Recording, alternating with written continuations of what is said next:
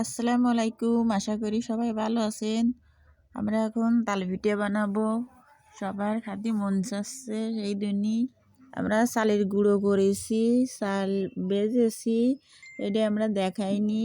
এখন আমরা চাল ভেজে এনে ভালো করে আটা মেরে এখন বানাচ্ছি। বানাতে গেলে খুব কষ্ট হয়, আটা মারো, বানাও, হাতে কষ্ট করে করে কাটো, তারপরে বানাও, তারপরে এলাকে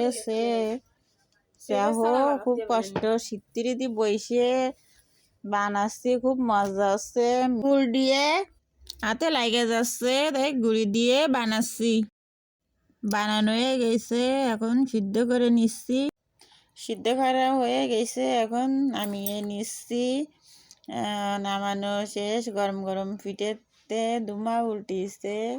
শীতের সময় গরম পিঠে খাতে খুব মজা। সবাই আর একটা করে খাচ্ছে, খেয়ে খেয়ে দেখতেছে কেমন হয়েছে। তো সবাই বলতেছে খুব মজা হয়েছে পিঠেটা। নারকেল কুড়াইও দিচ্ছি ভিতরে, দিয়ে দিয়ে এক এক ধাপে ধাপে করে সিদ্ধ করে নিচ্ছি।